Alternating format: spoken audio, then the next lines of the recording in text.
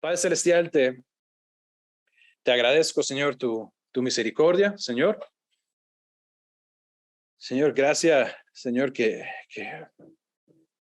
por el mismo entendimiento de la palabra sabemos que no merecemos, Señor, pero que tú das, Señor, y Dios, te pedimos que ponga sobre nosotros la gravedad, Señor, de lo que significa haber recibido esa misericordia, de haber recibido la revelación de quién eres, Señor, y Señor, de entender la enemistad que existe entre el hombre y entre tú como un Dios infinitamente santo. Pero también de entender, Señor, que has provisto, Señor, a tu Hijo como sacrificio perfecto. Dios, danos, y varias personas hoy han pedido sobre eso, Señor, Fabiola específicamente, Eric específicamente, pero sé que es el corazón de nosotros de tener valentía, de tener apertura de ojos, de buscar oportunidades. Dios, esta misma semana, Señor, has sido fiel. Cuando te pido oportunidades, Señor, tú siempre las das. Simplemente danos la apertura de ojos para verlas, la preparación de corazón para estar dispuestos a abrir nuestro corazón, a abrir nuestra boca, Señor, confiar en que, Señor, tú vas Señor, a comunicar tu verdad. Te pido por esas cosas, Señor, te pido por nosotros, por esta iglesia. Dios, unifícanos y, Señor, pon en nosotros tu amor, Señor, que el mundo va a ver. Te pedimos por esas cosas, en nombre de Jesús. Amén. Ese es el primer mensaje. Aquí va el segundo. Estamos en el último capítulo 4 le puse el Señor de la Misericordia. ¿Cuántos de ustedes se criaron en algún tipo de iglesia, diría más evangélica, pero algún tipo de iglesias, desde chiquillos? ¿Ok? ¿Cuántos de ustedes oyeron la historia de chiquillos de Jonás? ¿Algunos? Varios. ¿Cuántos, hasta que no eran adultos, no se dieron cuenta que había un capítulo 4 de Jonás? ¿Se dan cuenta? A veces el capítulo como que, qué duro, ¿no? Sobre todo un chiquillo, explicarle, eso es como, es un poco rudo. Vamos a ver una confrontación entre el corazón de Jonás, el corazón del hombre y el corazón de Dios. A este mensaje le puse el Señor de la Misericordia, pero el subtítulo es el profeta de la rabieta. Eso es un poquito de rima ahí, pero como la literación no es buena para mí, por lo menos la rima. Pero ¿cuántas veces no tenemos ese problema? De que la situación en la vida nos causa rabieta. Eric no era rabieta, pero estaba hablando de cómo la situación en la que estaba le causaba una emoción, le causaba un estrés, una ansiedad, ¿no? Y así estamos, el cableado de nosotros, la manera en que estamos programados humanamente, eso es un gatillo. Hay cosas externas que nos hacen ir a ese lugar. Y vemos esto aquí. Esta semana no les voy a congraciar con la canción de Jonás, no hizo caso a la palabra de Dios. Por eso en más profundo la gente, bueno, no voy a cantarla, pero si quieren aprenderla, después la aprendemos. Pero vamos a abrir en el capítulo 4 y vamos a ver esta interacción increíblemente interesante para mí entre el profeta y el Señor. Recordemos que el Señor ha dicho a Jonás, hey, quiero que vayas a Nínive, quiero que vayas a proclamar su destrucción. Jonás dice, no quiero, se sube a un barco, se va y termina en el mar dentro de un pez grande que el Señor había preparado para traerlo de vuelta. Y entonces en el acto 2, que empezamos la semana pasada, la segunda parte, donde otra vez el Señor dice, hey, ve a Nínive a proclamar el mensaje que te he dado. Él dice, ok, está bien. Y lo hace. Capítulo 3, va, comparte. Y vemos una muestra de contrición, una muestra de arrepentimiento increíble, tal que dice que ellos cesaron de sus malas acciones y que se arrepintieron. Y Dios dice, ok, voy a perdonarlos. Y ahí es donde nos encontramos esta semana. Y vemos realmente a lo profundo del corazón. Quizás es interesante porque yo recuerdo un quiebre en mi jornada bíblica de aprender la Biblia, donde yo pensaba antes, y hasta ahora me cayó la peseta, está pasando en vivo esto, de que Jonás se fue porque tenía miedo. O sea, le da miedo ir a enfrentarse con esa gente, que puede ser que fuera verdad, pero el capítulo 4 nos explica exactamente por qué no quiso ir. Y ahí está el problema, ¿no? Porque la escuela dominical solo le dan los primeros 3 capítulos. Entonces usted forma mala teología, ¿no? Si dejamos fuera un capítulo, causa problemas. Entonces, vamos a corregir eso. Dice, este cambio de planes, hablando de que Dios había dicho, voy a destruir esta ciudad en 40 días, este cambio de planes molestó mucho a Jonás. ¿Y qué pasó? Se enfureció. Eso no es lenguaje liviano. No estaba un poco chiva, no estaba un poco como molesto, como disgustado. No, se enfureció. Creo que hay pocas palabras más fuertes en el lenguaje español para describir la desatisfacción. Eso. Está enfurecido. Yo creo que el color de su piel se está enrojeciendo. Le cuesta respirar. Está respirando. Está enojado. Quizás está caminando de lado a lado, hablando con él mismo y ¿qué está pasando? Y cada uno de nosotros hemos estado en ese lugar en nuestra vida. Algo ha ocurrido en el cual se nos sube la presión. No podemos creernos que esto acaba de ocurrir. Se enfureció. Entonces le reclamó el Señor. Y me parece interesante porque vamos a ver esto más de una vez. El Señor no lo deja simplemente en paz. El Señor lo confronta. Dice el Señor, entonces le reclamó el Señor al Señor. Señor, ¿no te dije antes de salir de casa que tú harías precisamente esto? Y aquí está el corazón real de Jonás, la motivación por la cual él no quería ser partícipe en esta misión. Él le dice a Dios, le dice, Señor, ¿no te dije antes de salir de casa que tú harías precisamente esto? Aprendemos algo que no sabíamos antes en los capítulos anteriores, pero parece que había habido una comunicación de Jonás hacia el Señor. Y él había dicho, yo sabía. Por eso huí a Tarsis.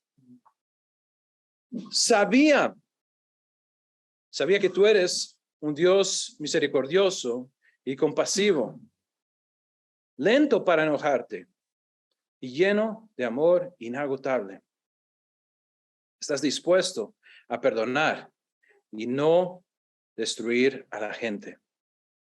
Estás dispuesto a perdonar y no destruir a la gente. Creo que doña Lili está activamente leyendo un libro que le había regalado y quizás le he dado a un par de ustedes y lo recomiendo, Manso y Humilde. Y es interesante porque habla sobre este aspecto de la realidad de cuál es el corazón de Dios, ¿no? De que su estado natural es este, no el enfurecimiento. Pero piénselo, ese es un siervo de ese Señor. Una persona que está siendo usada para comunicar la verdad de ese Señor. Él conoce el corazón del Señor y la bronca es con eso. O sea, su problema, su insatisfacción con el Señor, inconformidad, que estamos elaborando. La inconformidad que tiene es que Dios tiene misericordia. Y eso a Jonás en esa situación no le sirve. Ahora creo que podemos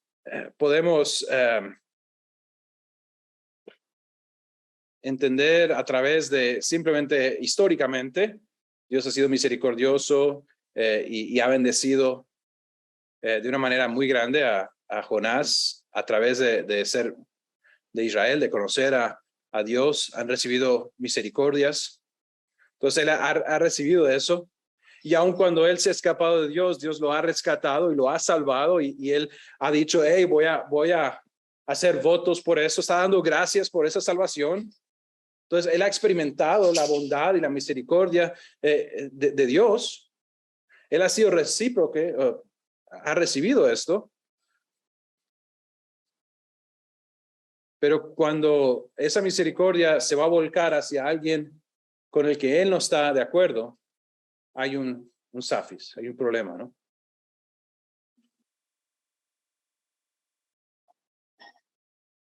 Pero no por aplicar demasiado pronto el pasaje, pero lo voy a hacer. ¿Qué tan a menudo nos puede pasar eso a nosotros? O sea, ¿qué tan fácil es que yo reciba la misericordia? No tiene que ser de Dios, puede ser de un policía que tuvo misericordia y me tenía que haber dado un parte, pero me perdonó. Dijo, bueno, eso es solamente un aviso.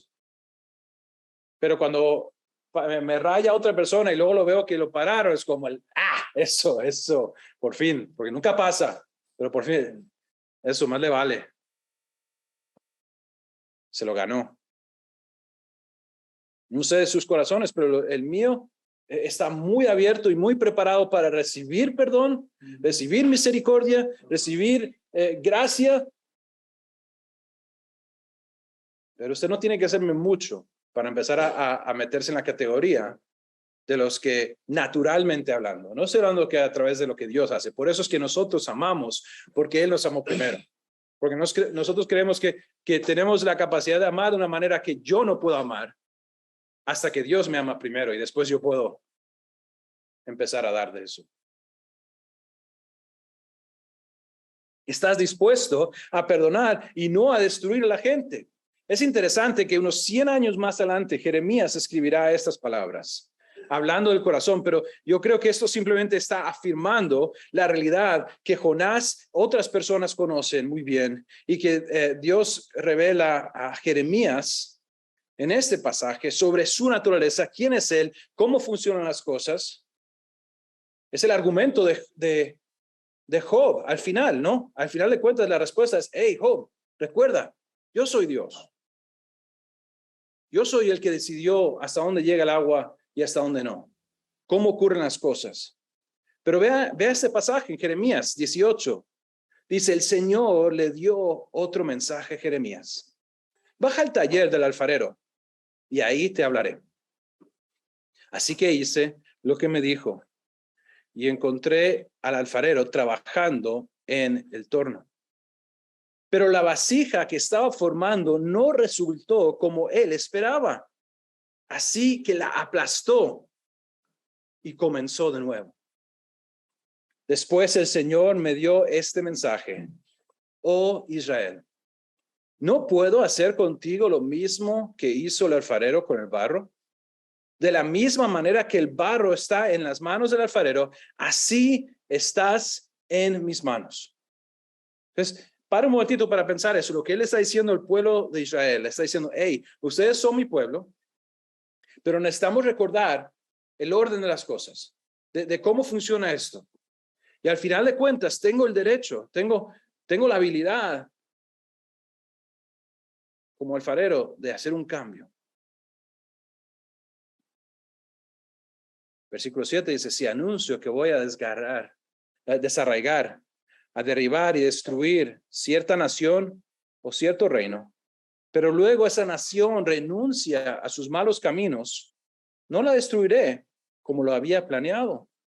Y si anuncio que plantaré y edificaré a cierta nación o a cierto reino, pero después de esta nación hace lo malo y se niega a obedecerme, no la bendeciré como dije que lo haría.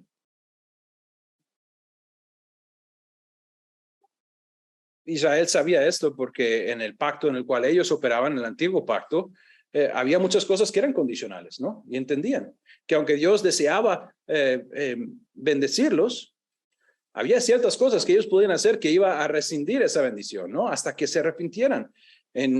Hablaba con alguien hace mucho de los jueces, ¿no? Y el ciclo sin fin, ¿no? De hacer el mal y después tener tribulación, arrepentirse, ser perdonados, tener bendición, pero volver otra vez, ¿no? Jonás, por su propia misión, entiende que Dios es un Dios que tiene misericordia y puede perdonar.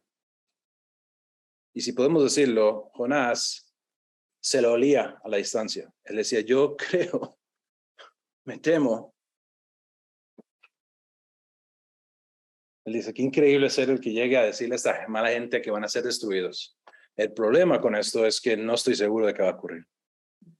Porque el corazón de Dios, capaz que si hay un arrepentimiento, Él cambia y los perdona. Y no quiero ser parte de eso, y lo vamos a ver un momentito. Y creo que necesitamos entender que Dios está acostumbrado al cuestionamiento. En la vida, esto es un ejemplo corto de personas. No es que nadie ha cuestionado antes a Dios. Jonás no es el primero. No, Isaac incluso pelea con él porque no están de acuerdo. Job tiene toda una conversación con Dios cuestionándolo y luego Dios lo pone en su lugar. Moisés cuestiona a Dios. David, Habacuc. Yo creo que Dios no está tan opuesto al cuestionamiento, hey, Dios, no entiendo por qué está pasando las cosas. El problema aquí es que el corazón no está ahí listo para cambiar. Más bien, vean qué dice el versículo 3, dice, quítame la vida ahora, Señor. Prefiero estar muerto y no vivo si lo que yo predije no sucederá. Cuando leemos este pasaje, ¿qué sienten que está dominando el corazón de Jonás? ¿El qué? ¿Su prestigio? ¿Qué? ¿Qué? ¿Un berrinche? ¿O hay otra cosa? ¿Orgullo? ¿Egoísmo? Esas cosas, ¿hacia quién están apuntando? Hacia él, ¿no? Él es el enfoque de esta situación, ¿no? Y Dios está a punto de, al final de esto, apuntar ese problema grande. Pero yo diría que él está completamente, se ha perdido en un caudal que se ha crecido, como ocurre en estos meses en Costa Rica, cuando se crece. El otro día estábamos en un paseo y vimos un lugar que parecía una pequeña quebrada, pero había una cantidad de árboles rotos, árboles así. Y yo le decía a Sara, qué increíble, qué miedo estar aquí cuando eso ocurre. ¿No? Cuando viene eso, porque ni los árboles pueden resistir ese agua cuando baja esa montaña. Y yo creo que él está en eso, en sus emociones. Y está siendo llevado de tal manera que él está seguro de que sería mejor morir. Preferiría morir en ese momento. Sobre todo, como se ha mencionado, que ser desprestigiado, porque él dijo que iba a ocurrir una cosa y ahora va a ocurrir otra. Yo diría, ay, ¿qué le pasa? No, es muy fácil decir, ¿qué le pasa? Bueno, usted no está calculando lo que es una alegría que lo que usted ha anunciado haya acabado, ¿no? Deberíamos decir, deberíamos entender, esos son vidas humanas, son personas, tienen valor, tienen dignidad, que han sido una cochinada en su vida, sí, pero que Dios está haciendo algo con ellos. Hey, pero me recuerdo a mí mismo, ¿cuántas veces no estoy yo en ese lugar? Donde estoy en una habitación llena de espejos y lo único que veo soy yo. Y todas las diferentes maneras en las que la situación en la que yo estoy me apremia a mí y no estoy conforme con ello. Y pierdo la paz. Creo que Jonás se siente él justificado por su posición. Él siente que lo que él está pensando es correcto.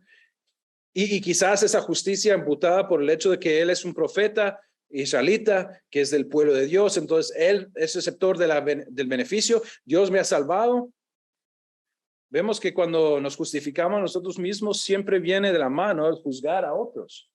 Cuando empezamos a decir, ok, yo estoy bien, lo que yo pienso, lo que tiene un efecto secundario, que es que tengo que apuntar a los que no están bien. Entonces es una cuestión doblemente negativa, porque no solamente me pierdo en lo que yo estoy pensando y me cuesta entender la realidad de la situación, no me quedo ofuscado, sino que luego eso se vuelca hacia afuera y veo negativamente las cosas alrededor mía. Quítame la vida ahora, Señor. Prefiero estar muerto y no vivo si lo que yo predije no sucederá. el Señor le respondió, ¿te parece bien enojarte por esto? Yo cuando oigo esto, oigo a un buen papá viniendo a la par de un chiquillo que está teniendo una rabieta y con amor, con ternura, pero con firmeza diciendo, hey, suave, suave.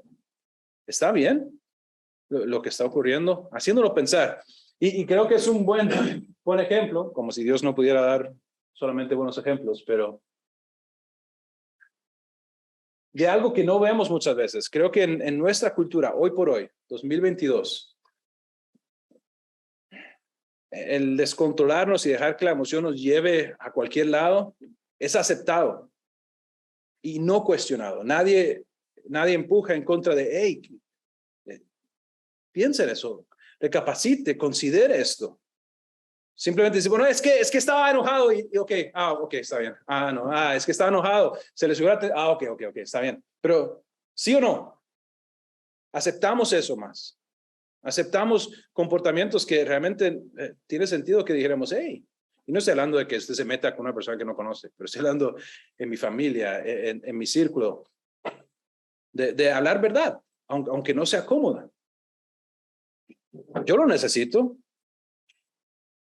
Más de una vez mi papá usó medios para ponerme en mi lugar cuando yo estaba alterado, sobre todo como adolescente. Y se lo agradezco. Que él no dijo, bueno, es que estaba enojado, son las hormonas. Es la excusa. No, dijo, hey, suave, un toque, tenga paz. Piense, respire, recapacite.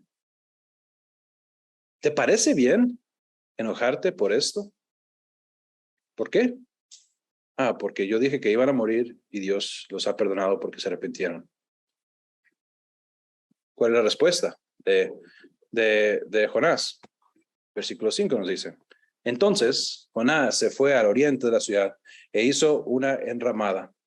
O sea, la respuesta de Jonás, ¿cuál fue? Y se fue, y ni le respondió a Dios. Todavía está enfadado, está con esa rabieta, tiene ese enojo. Entonces Jonás se fue al oriente de la ciudad. Entonces parece que hasta ese momento él está todavía en la ciudad. E hizo una enramada. Luego se sentó bajo la sombra de la enramada mientras esperaba ver lo que acontecería a la ciudad.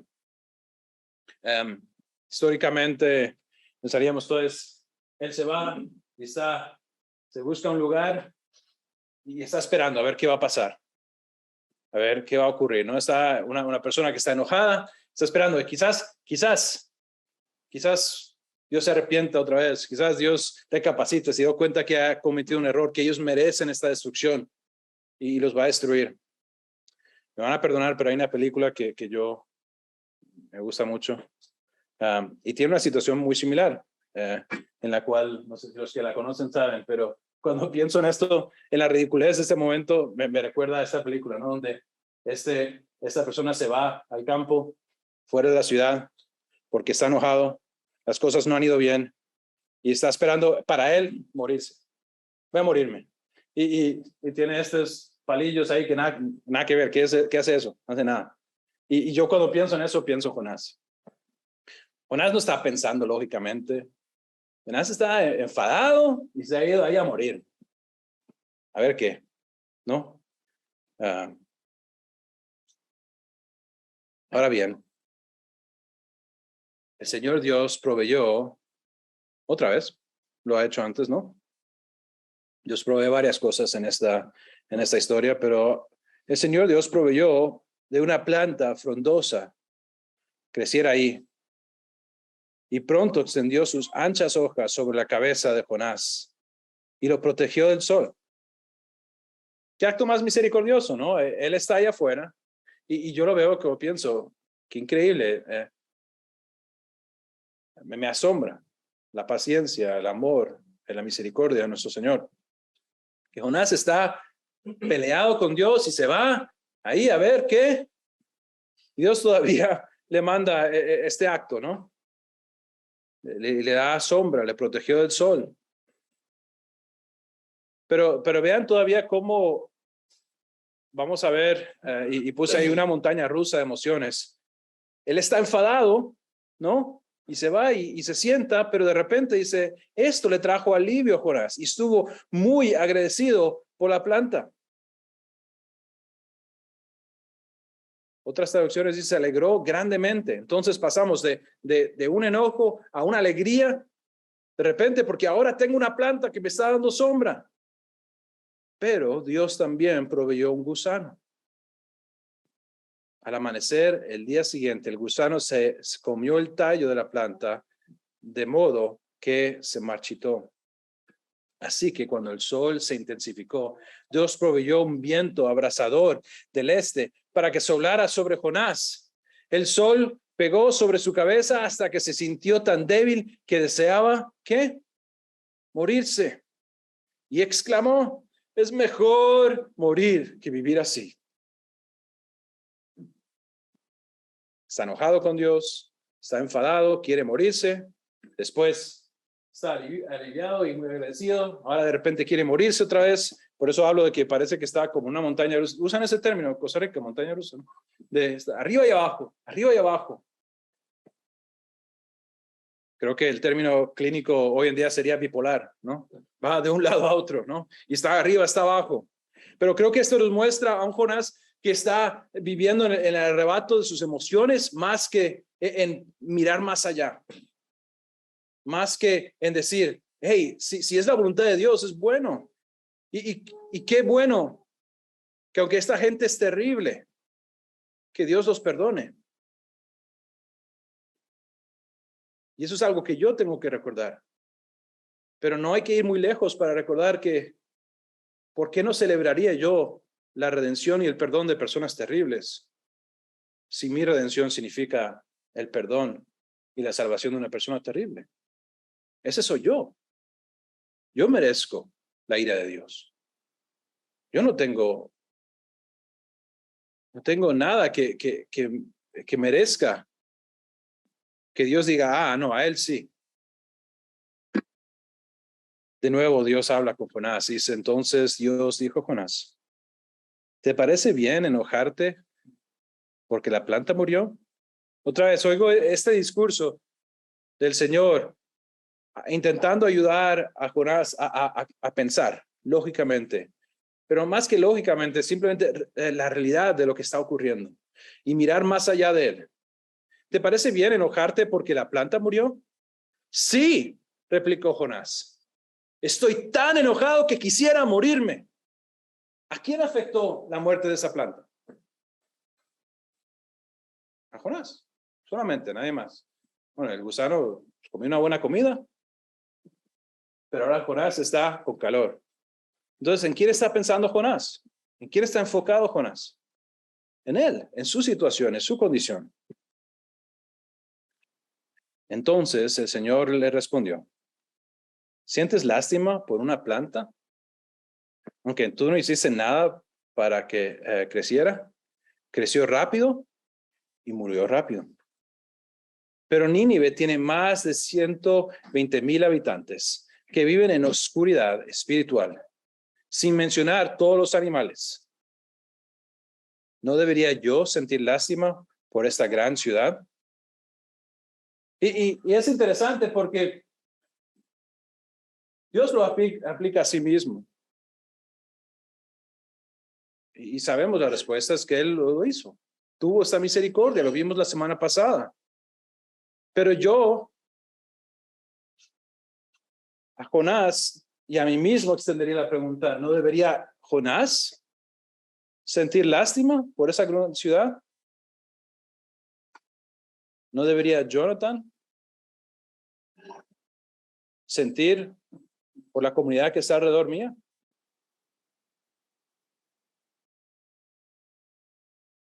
¿Qué es lo que hace que mi corazón, mi valor y lo que a mí me ocurra sea tan elevado?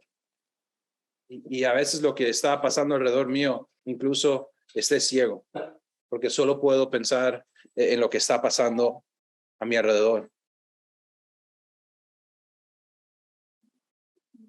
Creo que el libro de Jonás Es un libro que nos manda un aviso como iglesia, como creyentes, de cuidar nuestro corazón, de pedirle al Señor, porque no digo que es algo que yo puedo hacer, usted puede hacer, pero con la ayuda del Espíritu Santo de nosotros, de pedirle al Señor que cambie nuestros ojos para ver cómo Él ve a la gente. Que cambie nuestro corazón. No estamos proponiendo que necesitamos entrar en una situación de severa austeridad y solo comer galletas soda por el resto de nuestra vida y nunca preocuparnos por nosotros. Yo esta semana, si Dios quiere, voy a un chequeo médico anual a ver que esté bien. Está bien. Pero hay un punto en el cual mi naturaleza siempre está jalando para decir, hey, Jonathan, tú, yo.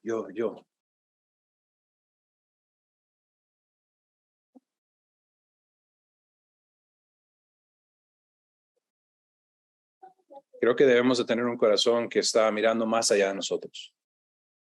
Un corazón es una parte crucial de la razón por la que Dios nos tiene aquí, por la cual nos dio una misión para cumplir, la cual involucra salir y hablar con personas. Me dio gozo oír hermanos pidiendo oración por eso. Ojalá sea nuestro corazón de cada uno de nosotros, de tener un corazón dispuesto a morir al yo. Pablo nos ha dado muchos ejemplos, en Hechos lo vimos.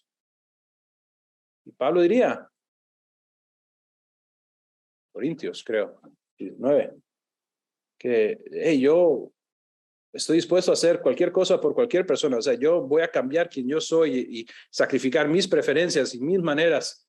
Si eso significa que alguien pudiera oír el evangelio, pudiera ser salvo. Eso es mi corazón. Mi corazón es de buscar maneras de orar al Señor. Y para mí, yo les voy a decir, lo dije antes y esta semana ocurrió otra vez como siempre ocurre.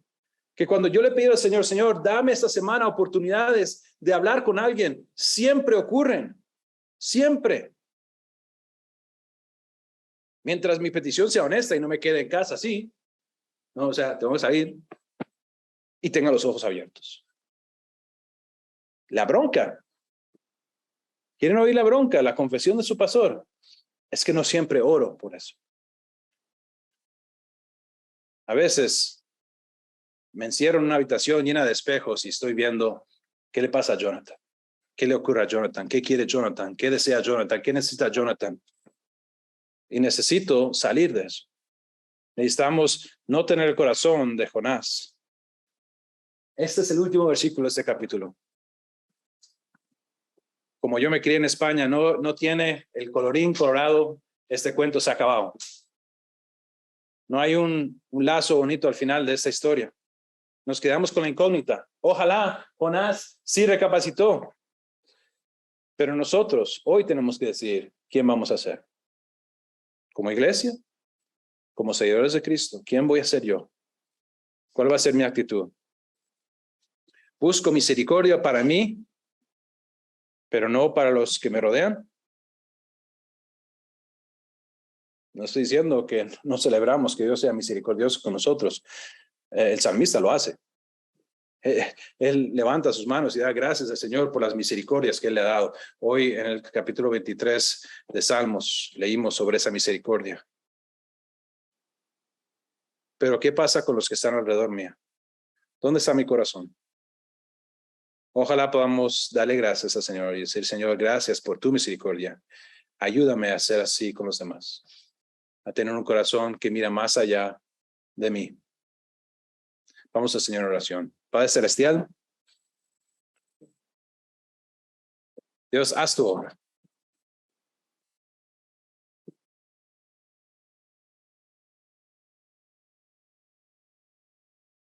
Dios, quebranta nuestros corazones, Dios.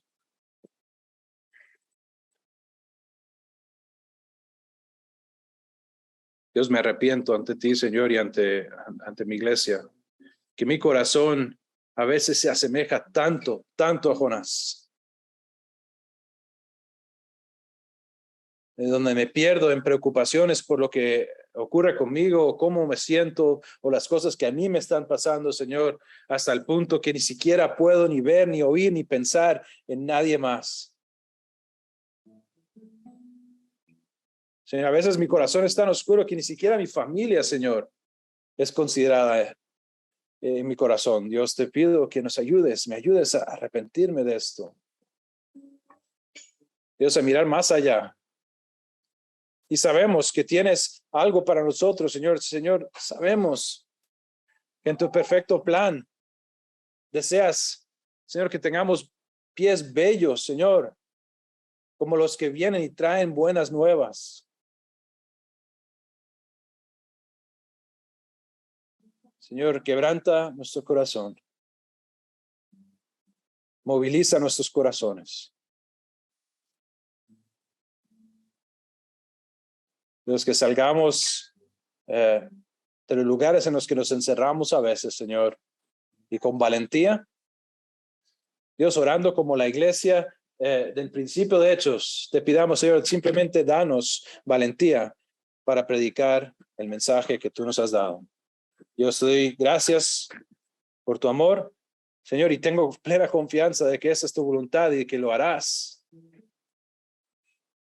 Simplemente danos un deseo de amarte y servirte de esa manera.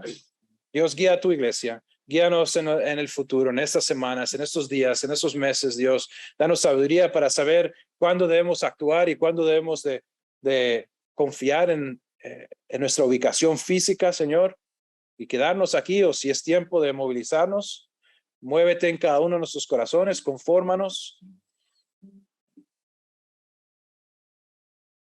Establece lazos fuertes, Señor, en esta comunidad. Si somos una iglesia que va a pactar uno con el otro y contigo, Señor, para ponerse de pie y decir, hey, yo quiero caminar juntos, quiero ser parte de lo que Dios está haciendo, quiero poner de mi parte, mi tiempo, mi plata, mis esfuerzos, mi amor, mi compasión. Dios, que sea lo que ocurre. Vas a ser tú el que hace la obra, Señor. Que nuestros corazones estén listos para ceder a ti cuando lo haces. Te pido por esas cosas, en nombre de Jesús. Amén.